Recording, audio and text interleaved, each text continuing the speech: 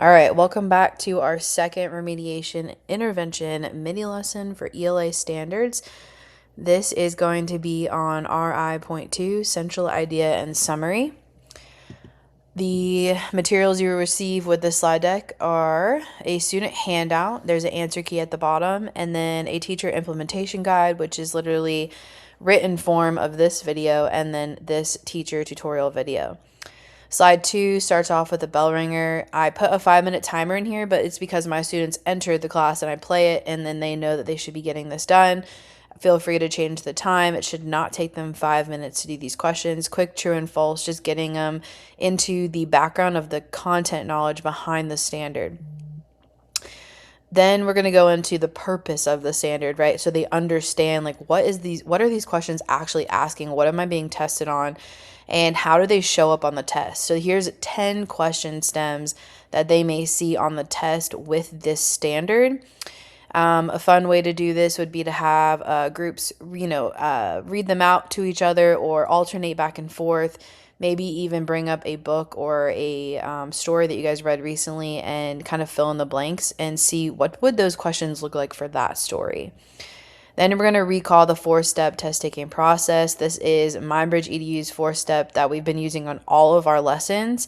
If you have not already used it, you can go check out any of the lessons we posted have all the 4-step test taking protocols in them.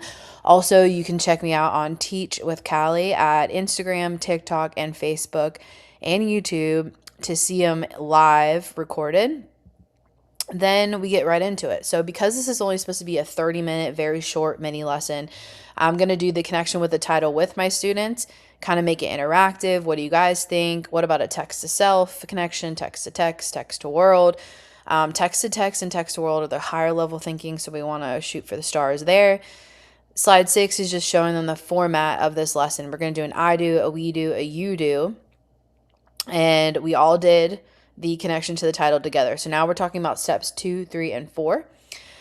The questions for this one, because of their summary questions, actually we do need to read the text at times. So we will actually get through all of the rest of the protocol. The 2, 3, and sometimes we're not able to answer the question without doing 4. So this is a great lesson if you really want your students to see that whole process.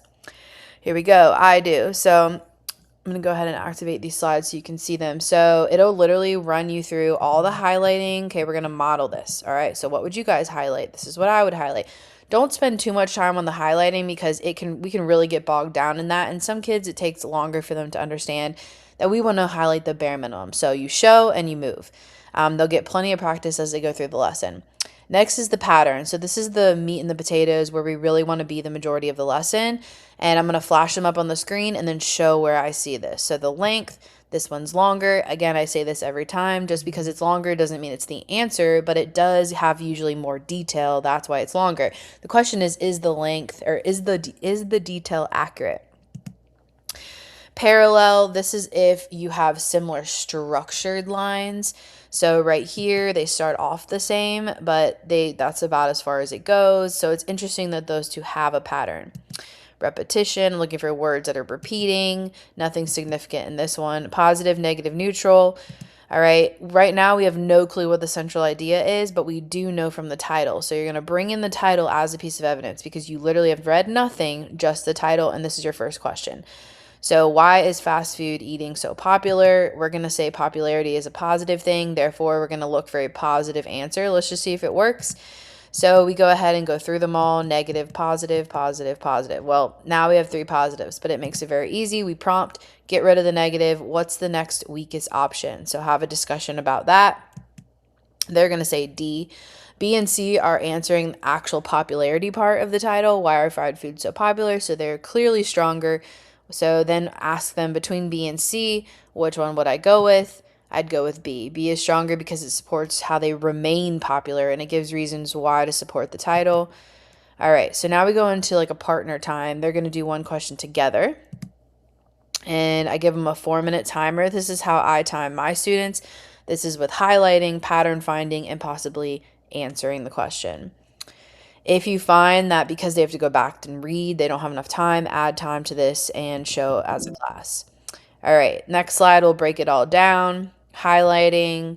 I totally recommend bringing a student up and having them model what answers they got before showing them this, but it is here for your needs. So length, there's 2 that are long, right? So we're kind of focusing on them. Parallel, none. Repetition, fried foods, but not everywhere. And then we have frying. So we have fried food, and we have frying and frying. Interesting. So there's a pattern. Positive, negative, neutral. We don't know anything about paragraph 2 because we haven't read it yet. So we really taking a guess. But we can see if there's a pattern within the answer option. So let's do that. We notice there's 3 negatives, or there's 3 neutrals and a negative. Okay, so we teach them to go back to the text because that's what we need to do. So let's skim, quickly read. What do we need to find our answer? What do we skim? Hopefully they say paragraph 2. There we go. Next slide has it up on the screen. Have them skim. The question I ask them is, okay, you guys just read. Okay, rather than trying to match immediately to your answer, what tone is the paragraph giving? What's the vibe? Is it positive? Is it negative? And hopefully they say that it is positive because we're getting more positive answers. So pop them up on the screen and show them that. Well, now we can use that to kind of help us out here because we see a negative and 3 neutrals. So what can we get rid of? Obviously the negative because it's not a positive. So it prompts them to do that. In each time I eliminate answer, I ask another question. So you'll see it pop up. Okay, next, which are the stronger top 2 answers? They're going to say C and D are stronger because they're clearly this paragraph is about frying, okay? While A and B were just about fried foods. So that's why A and B are out, because the subject, which is interesting, we saw the repetition of C and D and frying. That's why we look for that pattern, because it's either going to be A and B or it's either going to be C and D. So now we've already eliminated A and B and we're stuck with C and D. So frying. Now let's talk. Well, C we said was the longer answer, right? We're recognizing that. So which one do we think is the best answer? And they are going to go with C because the longer actually gave us more details. It gave us the frying, why it's appealing, and which is what the paragraph is proving all about. All right. So then we move on to the independent piece. Okay, so they saw a great example of how to answer the question without reading and then how to answer a question with reading. And now they're going to try one of each. 8 minutes, that's 4 times 2, same thing. If they need more time, give them. And then I would have them come up to the board, share their answer with a partner, something like that. But then the answer key is right here for you on the board. So here we go. Length, no parallel, repetition, fried foods, 3 of them. We got positive, negative, neutral. Here's another situation. We haven't read the paragraph yet, right? So we don't know if it's positive or negative. So let's see if there's any patterns. Interesting. 2 neutrals, a positive, and a negative. Pop it up on the screen. Same rule applies. Read it. What's the tone? Okay, they're going to get positive. Well, that makes it very easy. Number 3 turned out to be there's only one positive option, and the answer was C. All right, the last question. This one was an interesting question. What statement combines all of these ideas? Remember, we have not read the text except for paragraphs 2 and 4 because of those questions asked for it. So I want to bring that back to them as soon as we go through all these patterns. Okay, length, parallel, repetition, positive, negative, neutral. Let's use the questions we've already answered to help us answer this. Are we feeling like this is a more positive text or a more negative text? And the answer is going to be positive because questions 1 through 3 were positive. So we're going to overrule that right there and we're going to write it out. So we have negative, positive, positive, positive. All right, well, it's easy. We can eliminate 1. So we say goodbye to the negative. What's the next weakest answer? Hopefully they say D. We did not read anything about advertising. Therefore, literally, like out of any of the questions, any of the answer options, none of them talked about advertising. So that's the weakest option. Now we're between B and C. We did say C was longest, so that's interesting. And that is exactly what the answer is.